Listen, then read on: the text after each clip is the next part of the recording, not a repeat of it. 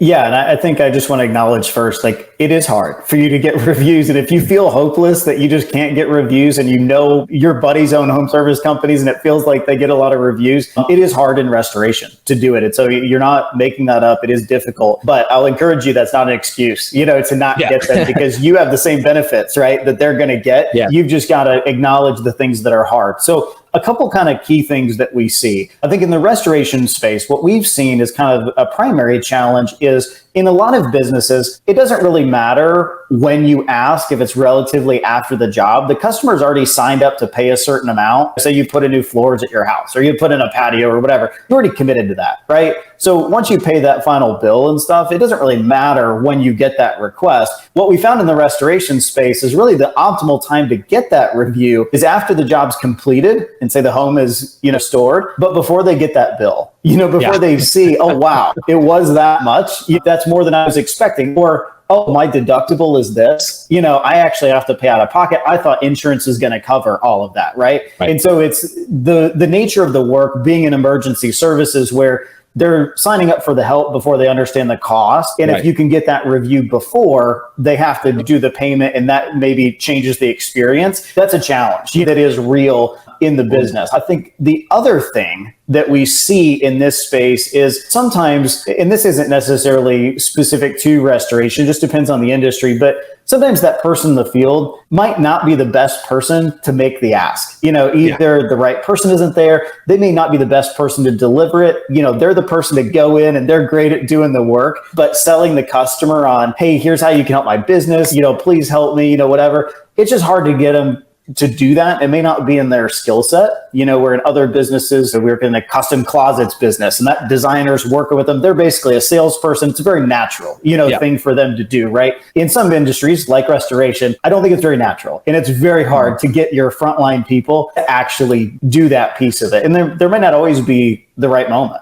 to do that. And then I think a third thing is, and this may be more for like commercial work, but you may not always interact with the right person. You might be working on a building and you've got an office person signing off on it, but that's not really the person you'd like a review from. And, you don't ask them or, whatever. And so that can be a challenge, as a whole. And then lastly, I think, not to be disparaging, but it's true with a lot of the home services we work in, restoration companies are worse at getting the contact information from the people that they want than any industry I've ever worked in. And the good news is this one's in your control. Okay. The other ones we could talk about how we address, but if you're not capturing their mobile phone number, their email address, right? Like those are basics for you to market your business going forward, not just for reviews, for anything. And I think a lot of companies don't do that very well and they're not doing a good job with that piece of it. So those are some of the challenges that we see in the industry. And so kind of to answer the other part of your question, Ben, on how do we address some of those things? The first thing on the data part, we coach all of our customers through a process of here's what you need to start collecting right now, which is email, phone, get the right name, don't just call it building one. Like who is the person, on the other side of that? And that's good for all your marketing.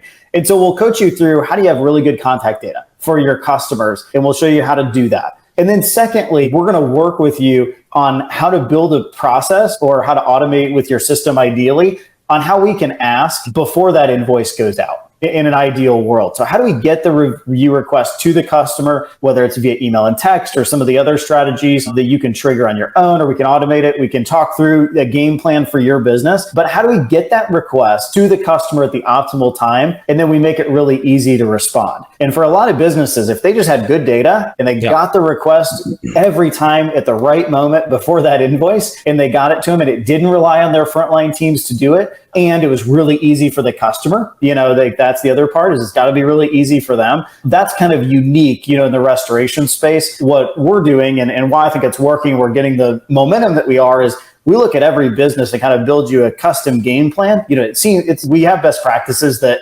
apply to most things, right? But we're going to give you a game plan and say, Ben, for your company, this is exactly what needs to happen. We're going to train your team up, or we're going to put in this process that's totally automated depending on your system, and what that looks like. And we're going to run it. And this is going to work. And we're going to make it better and better over time. And that's just really different value proposition than just saying, hey, company XYZ, just go buy another piece of software to email people. Like that's not the solution. Right. You need results. And so we've got the roadmap. We know exactly how to walk them through that and what it's going to take and what are the pitfalls there. And we'll navigate them through it so that they can succeed.